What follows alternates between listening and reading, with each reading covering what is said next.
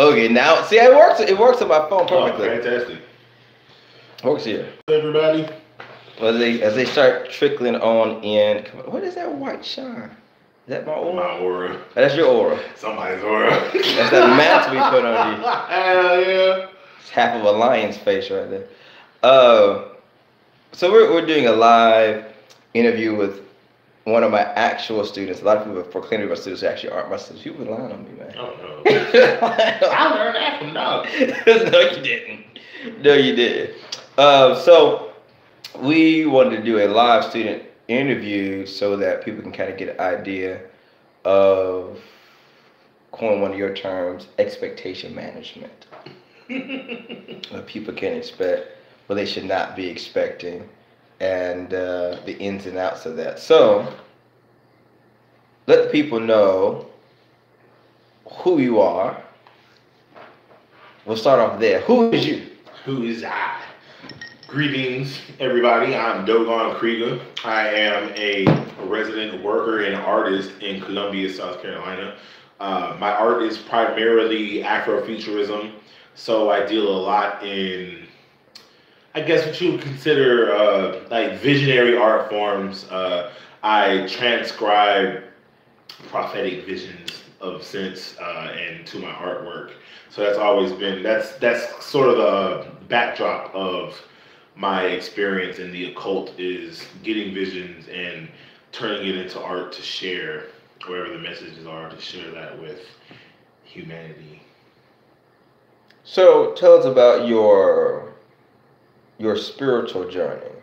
Okay, so my spiritual journey started. Well, I guess I would consider my starting point was maybe way back in I guess I consider my starting point of my spiritual journey maybe when I left church the first time. when I first left church and entered into the wilderness, and was really looking for myself, looking for a deeper understanding of the mysteries that govern the world and the higher realms. So, I guess one of the first places I fell into was like psychedelic shamanism. So psychedelic medicines, mushrooms and ayahuasca and DMT and even LSD. Like that was my first, like I guess like interactions outside of I guess the things that occurred in my early youth. So dealing in that realm, getting visions through that, attending healing ceremonies and so on, and then I kind of moved into, I guess, what would be the new age modalities, getting understanding like crystals and energy and Reiki and energy healing and so on and so forth, and kind of like traveling through that gamut, and then finding my way back home in African traditional religions and the diasporic traditions and practices and the ways we commune with the spirits of nature and the spirits of creation and so on. And eventually that brought me back to Hoodoo Conjure, where I ended up crossing paths with Dr. Cosmic. But that's always kind of been like working in with the esoteric occult sciences has always been I guess sort of a backdrop in my own personal journey. And then So you didn't come into this, or I should say, I didn't meet you. You didn't meet me as a novice. You've had a lot of different paths that you walked, whether it was psychedelic shamanism, whether it was, I think you can say you had a season as a hotep. Oh, oh yeah. Let's talk about that. Hey y'all, that's Ladybug. How you doing? Tiffany, how you doing? Good to see you guys. Yeah. So give us a little snapshot about your hotep days. Oh yeah. So even as a child, I was deeply interested and rooted and invested in understanding the ancient Kemetic sciences or ancient Kemetic history. As a kid, I didn't really have some of the deeper insights, but I still knew who I knew who the gods and the goddesses, and I knew a bit about the history and a bit about the human history of how we kind of moved around and I guess like migrated from Africa into other parts of the world, and knew a bit about what the ancient Kemetic empires and how the rise and fall of ancient Egypt and all of that stuff, and then I guess as an adult, me knowing that stuff as a kid, and kind of coming around to a lot of the, I guess we would consider the Hotep ideology and philosophies of the modern age, kind of sparked an interest. So I was like, oh wow, there's people out here obsessed about the pyramids and pharaohs and so on and so forth. And and I started seeing videos. I saw Hidden Colors for the first time. I was like, oh wow, there's people who it was funny because it should have been a sign, because like really the thought was, oh wow, there's people who still think like I thought as a kid. But I was and still am, very pro-black, very pro-African. Absolutely. In my ideologies and sensibilities and the ways I approach spirituality, and putting black people first in all the things that I do, but that without a lot of the toxic trappings of I guess what people consider to be like hoteps. Like I still even like I'm still in a school of thought where like I don't necessarily agree with using hoteps as a derogatory identification marker. I understand what the word means and the power that's in that word, but also but you don't follow the toxicity that comes. Yeah, no, like I believe that I do recognize ancient Kemet as one of the greatest empires that ever existed on the planet, but I'm not one of those guys that I guess follows all the traditional trappings of what they call like the Ankh, right? Right. People who believe that men and women should act a certain way and hold certain politics about I guess the way black people should be. I recognize and accept our divinity, but for those who are just joining in, we did kind of an impromptu over here, hanging out with one of my students of my class, Real Life and For Real, and decided to do kind of an interview with him, and we'll take you guys' questions in just a moment. But this is Dogon Krieger. He's an artist and an activist and a worker here in the Columbia area. So we're just kind of getting to know him and getting some expectation management for what it's like being one of my students. So you went through psychedelic shamanism, you went through Kemetic science, you went through the New Age. Obviously you had a church background at one point. How did you find yourself in MySpace? So I was, so actually this was a little bit after, this was post my New Age phase and kind of phasing out of my Hotep phase. Like I kind of got out of that once I discovered, rediscovered for my own self, other like West African traditional religions, understanding the Orisha and learning more about like Ifa, and when that came across the water and became Lukumi and Santeria, that was a peak interest of mine at the time. So I wanted to get to know more about these beings, about the Orisha and ancestor worship and ancestor veneration and so on and so forth. And these are I crossed paths with you in one of the stores that I, used to frequent to get my things from, because, supporting black businesses and supporting black workers has always been a big, part of my platform. So I believe it was Seven Rays, the store called Seven Rays in Columbia, South Carolina. If you're in the area, that's one of the best places to get oils and candles from, specifically, and the people that own the place and work there have a ton of like fantastic information. They were the first. Miss B was the first like New Age shop in Columbia. She's got over 30-year history there. And you guys if you follow me from Periscope and other places, you guys know that me and Victoria are very close friends, and I see her as an elder in this community. And back then, I was more involved with her shop, and I was doing classes there.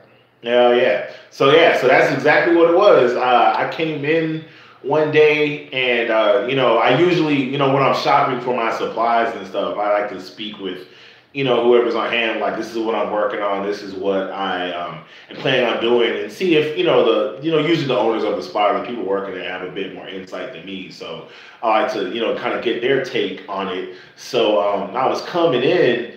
And I was like, okay, well, this is the work I'm preparing to do.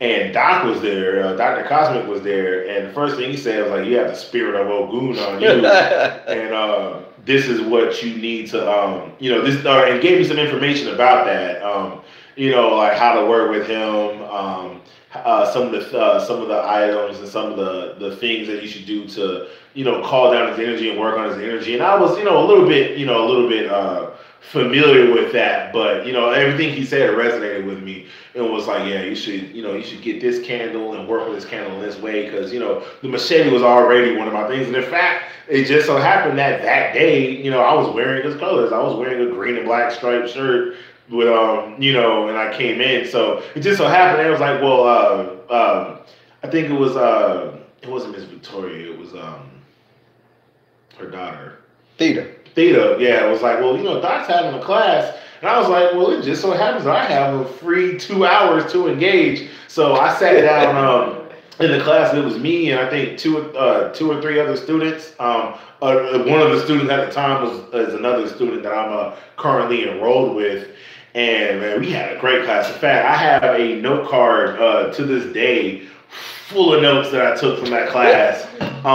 From that, and then one of the first practical lessons, he showed us how to nail down our property and protect our home and protect our domicile with what was it, railroad spikes and horseshoes. Mm-hmm. Yeah, so he took us out back and showed us how to properly dress and bless our railroad spikes and our horseshoes, and how to put them in the earth. And that's something I immediately brought home with me and did myself. And and it was good. It has been that working. In fact, that working, I can say with confidence that work was so potent. Like, a literal tree fell on my house, and the house was relatively unscathed. Like, they had to repair some of the outermost damage, but literally, like, I did that, a whole tree falls on my house and nothing inside. Everybody's fine. Like, just a bit of the front porch was damaged. So I thought that was a really interesting manifestation of that. And it's a trick that I've been using ever since, a trick that I've been sharing with friends and family, particularly in the South, where it's nothing for Black people to be scandaled and swindled out of their land. So it's important to have,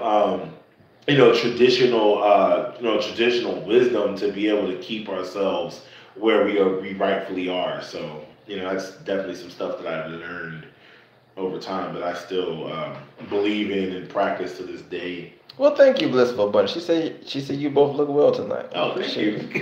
We know why he looks good. I prepared for this moment. You said we were going live. I pulled out all the tricks and got myself right. You ain't gonna have me on camera looking like this shot. So that was a while ago, and this is like 2 years. It's about 2 years ago. Wow, I don't even feel like it's been that long. Mm-mm. So it was a while ago, about 2 years ago, when we first had that initial crossing of paths, and so after that, what happened next? I want to say, so after that, so what was actually interesting is that us crossing paths at that shop wasn't actually the first time we met. Right. We actually met through another mutual friend, but it was just in passing. Like, you were leaving the house as I was entering. Right. And we greeted each other or whatever. That was really interesting. So after that, that was really that really kind of really like redirected my path as far as like, okay, this is definitely where I need to be. This is the realm I need to be working in. These are the people I need to be around. This is the philosophy I need to undertake. So, all my studies have basically been there. So, for a long time, I was really out here in the wilderness. Like it was just me. Like, I didn't have family who, well, no, that's not true. Honestly, I didn't have family that came up in this tradition. My grandmother was a seer herself and, worked roots, but it's not something I learned from her directly. It was just something that I actually picked up after she left. She started coming to me. So like, I have a background in the psychic arts and, things like astral travel and so on and so forth. And, a lot of other, non-African traditional religion specific spirituality. So I was kind of, I've been kind of using that as a foundation to, progress myself through this. So, in blissful abundance, we're actually going to get your question. You made a very good point, but I want to finish on this part of the interview, the one that you guys take over the question. That's a very good question. We'll get to in a second. Okay. So I started, reading, finding spaces to be in online, just learning from other people who are in similar places to me, and just making friends with more experienced workers online. One of the greatest resources to this day is Katrina Hazard's book, Mojo Working. If you're not familiar with that, I suggest you pick that up and read that, because that gave me a lot of background understanding about context of what Hoodoo Conjure is and how it is a unique religious system and how it exists, outside of everything else, contrary to popular belief. I'm glad you bring that up, because a lot of times it's hard pressed as a worker. A lot of people press you hard to give them books, and it's hard to actually give them books that you personally approve of, because there's so much BS out there. Mm-hmm. But 100%, if you don't have that book, if you're not familiar with it, jot it down, go pick it up. Yes. It's a good investment. Mojo Working by Katrina Hazard. It's a fantastic resource. One of the few books written by a Black woman. I'm inclined to trust that as a resource, right. Black women as a resource, specifically in Hoodoo Conjure. So reading that, and my practice in a sense, really evolved from reading that and just being tapped into spirit, knowing how to tap into spirit, and starting ancestral veneration.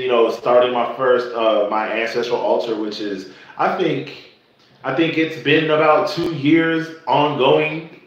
So if anybody who's been been running their own ancestral altar, how far you can grow when you're how far you can grow as a worker by every day visiting your altar, lighting candles, pouring water, talking with them, if not every day, at least every week, sitting down and receiving their wisdom, receiving their guidance. And it's grown. Like my altar has grown from being 3 people, my great grandmother, my grandmother, and my grandfather, to of course, rest in peace, but also luckily it's grown to being my them plus my aunt plus another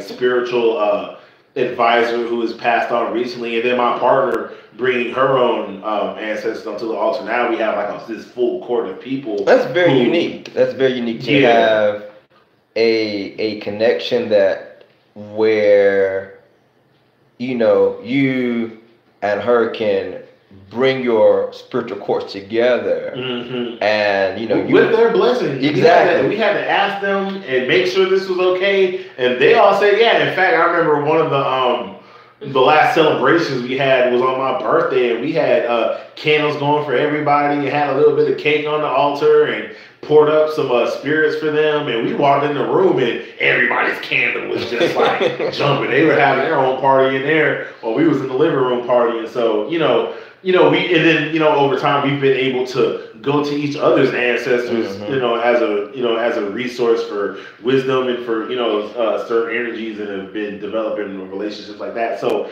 that's been that's been the journey, and then through me communing with them and communing with my grandmother who, worked in her own ways and, them all leading me to the path. And then, Doc kind of reaching out and put me up on game.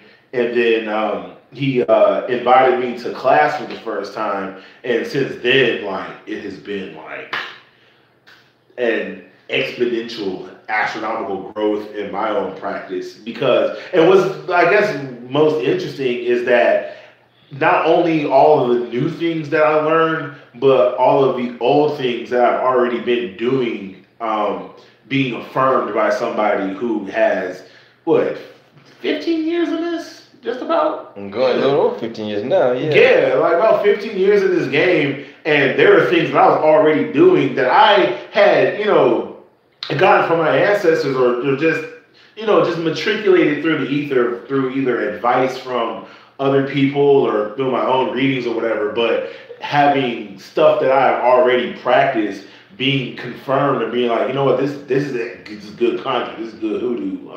So keep doing that, and then these are things to actually make it stronger. So that was about May because that was around my birthday, and then we taken a trip to Charleston. Mm-hmm. And I actually did a working in Charleston. That's yeah, I got to witness that firsthand. That was great.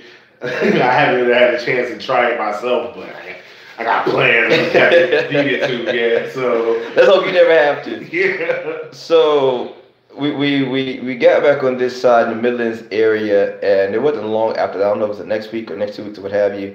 We started doing really just kind of invited just to have extra hands on deck for what I was doing, and word kind of got out to some of my other previous students, like back from 7th grades, also showed up. Of course, AJ was there.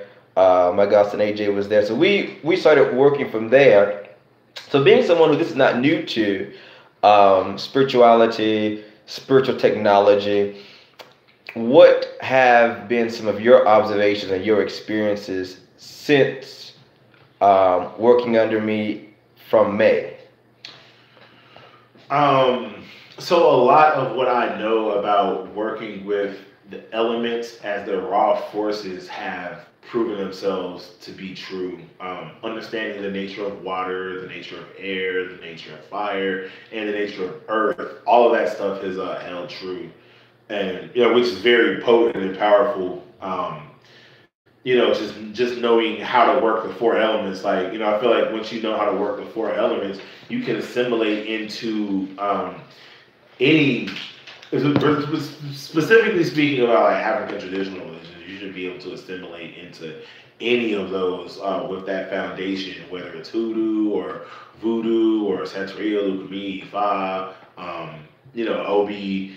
So on and so forth. Like, you should be able to take that knowledge and see it live in practice there. So that was very potent. And then also knowing how to work in ether, knowing how to work with spirit. For a good few years, I spent a lot of my time meditating and putting myself into trances and being able to commune with spirit, psychic arts, knowing how to listen to the voices that you can't see and understanding how to weed those out. So those are things that I already had a strong practice in, and then hearing that hearing them like reiterate some of those same values and practices that I already learned, and then strengthening those as well. Doc being a trained official prophet, being through those schools and actually learning from a time-honored tradition of working with the powers of the mind and the powers of the spirit and the powers of the soul. Being able to strengthen my own practices in that way has been like, I can really speak to some of my people, speak to my shrine without even being at my shrine. I can speak to my spirits, I can speak to my familiars without even necessarily being there.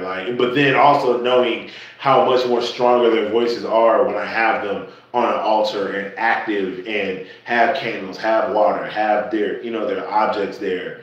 So it's just gotten stronger and So stronger. what have been some of the uh, what have been some of the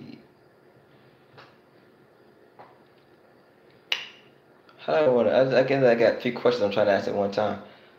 I think I hear them. Okay, well then go ahead and answer what I'm trying to say. All right. So one of the most invaluable things that I have learned was the technology of the Mojo Bag, and which is funny because my very first attempt at a Mojo Bag was tragic.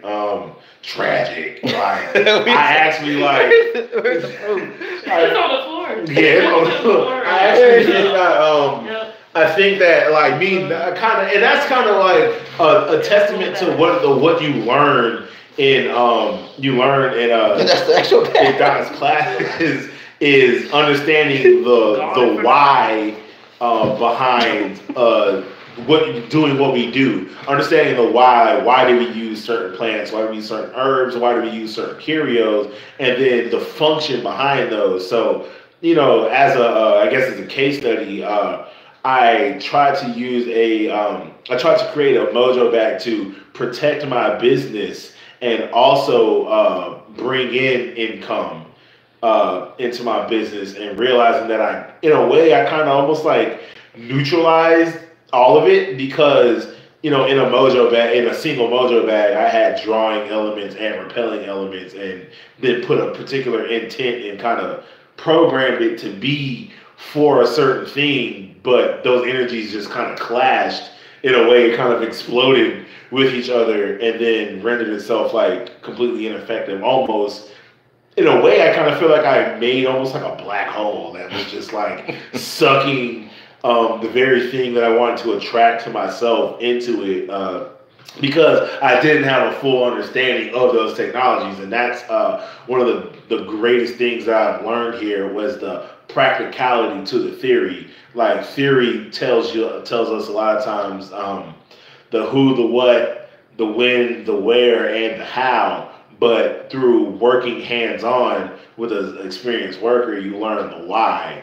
And with the why, like that's an invaluable resource that will allow you to, in my opinion, if my house burned down today, mm-hmm. and like all I had was like, all I had was a jar and some of the things left in my kitchen, I could conjure, I could conjure up whatever I needed to be able to move forward. I could go and I'm confident in my abilities and what I've learned and the philosophy I've learned to be able to go into the woods and forage whatever it is I need to get a desired effect, no matter how strong or small it may be. If I have absolutely zero, I can conjure up one or two with being able to go into the woods, and from that one or two, I can build on that and then get to 3 and 4, and continue with that, because having a foundational understanding of what parts of the plant to use, why we use those parts of the plants, what those parts of the plants can actually do, so on and so forth. Good stuff. So, in my opinion, I think the why is probably the most important. And you look at things. And let me ask you about this. Seeing that you, like you said, you've been involved in some of the online communities, how does what you've experienced since May compare and contrast to what's going on in the online hoodoo community? Oh man, the online hoodoo community, they have a lot of good information and knowledge, but not a lot of wisdom. And I feel like wisdom is something you pay a premium for. And so I don't know, I haven't been in anybody else's classes or whatever, but I see the information and the knowledge that people share, and the posts they make, or the little the seminars they may host, so on and so forth.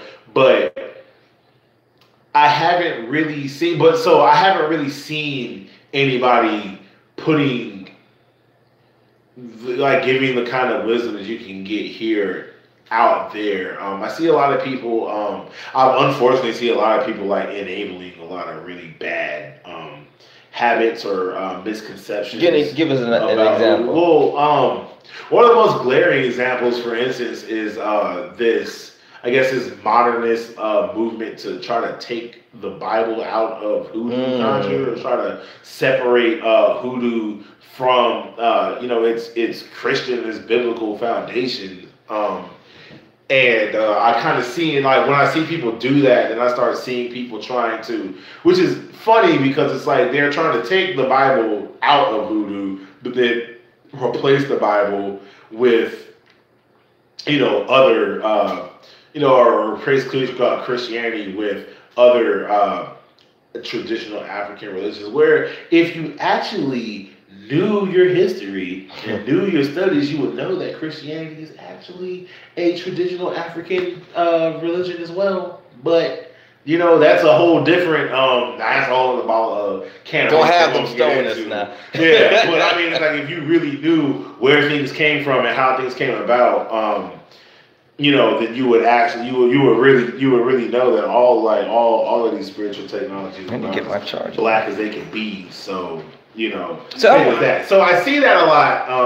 No, I'm talking about for my phone. Yeah, I got one. Because I wanted the down. It's really getting good. Because I want to ask maybe like 2 more questions. I want the chat to take it over because there's some pretty good questions in there that I wanted you to address. Is your phone charger or your laptop charger? My phone charger. Or could you grab mine?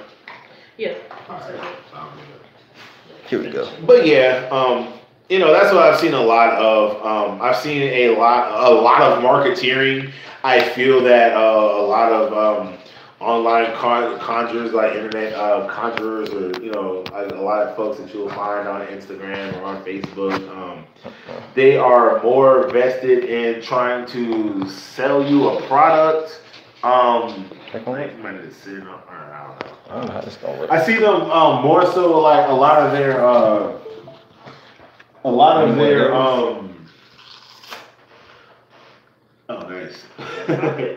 a lot of their practice seems more geared towards trying to sell you their own shit than make it work, Keith. Than actually when in doubt, ask teaching you things. Yeah, like for instance, like they will sell you their oil, 100 times before they actually like teach you how to. It's not gonna do it like that. Oh really? Because the way you show it sideways. Yeah, because the way YouTube did it is like whack. Whack. Try propping it against that. Try propping up against you. Or against this. Against something. Like hook it on the back. Hook it on the back. Yeah, we have a little set up a reconfigured if you camera. raise it like this, it should be good to touch it. Yep. I guess your aura's in the way. Alright, y'all good? I think Other way. I'm the producer, y'all. What you doing with the camera was fine. Your Wi-Fi keeps dropping. I'm the show producer, Alright. So I tend to be. We'll make it work. Did you still need your charger? Nah, I'm good. I don't know whose aura that is right Yes, please. But so yeah, I see that a lot. I guess like this the marketeer aspect of hoodoo. And where, like, don't get me wrong, like if you master a certain practice, or you master a particular part of curio to be able to provide to people, by all means do that. But I just see that I see more people selling their oil instead of teaching people how to make their own oil, because that's more important. Like, you sell somebody money jar oil 100 times, but if you're no longer selling that or able to make that, what does that person have to continue the tradition? And that's what's most important, is continuing the tradition of hoodoo conjure. Not, I have these secrets, I'm gonna hoard them all to myself, and if I'm gone, then my following doesn't have access to it anymore. I have to find it otherwise. And I see that a lot in hoodoo in modern hoodoo conjure, especially online, is people more concerned about feeding themselves and not feeding the tradition and feeding other practitioners. So, you know, that's what you get here. You get food for thought. Like you're not being sold the food, you're being sold instructions on how to cook. And now when you know how to cook, you can feed everybody around you, you can feed everybody who came before you, and you can feed everybody who came after you. And I don't really see a lot of people offering that. And then even if they are offering it, I can't really speak to how good their knowledge is, but or you know how worthwhile or trustworthy their information is. But like I can speak for my own also. Like I got ancestors. I got ancestors coming to me telling me like, do what you just did. Do what you did for your grandmother. I need that elevation too. Do what you did for my grandfather. I got my grandfather giving me specific instructions like, I need this, this, and this. Go out there and make this happen, get this done. Like speaking to me through all the oracles I have learned and thank you. I've learned, come to a mastery. This is my third to my last question. I'm gonna let the chat take over. I do believe in that. That's the reason I brought you on. I wanted a live student interview. So talk a little bit about the difference between theory and practice and how this apprenticeship has impacted that for you. So theory and practice are markedly different. A lot of times I think that the unwise would think that the two are exchangeable, but they're not, interchangeable rather, but they're not. Understanding that theory gives you the theory gives you the why, which is important. But theory answers certain types of questions, and then of course practice teaches you how to it teaches you how to apply the theory in real life. So theory can tell you what a foot bath is for, can give you a list of instructions on the foot bath. I want you to talk about that first. Yeah. Can teach you about like why you would use a foot bath, the number of steps in the steps you would take in doing an actual foot bath. Can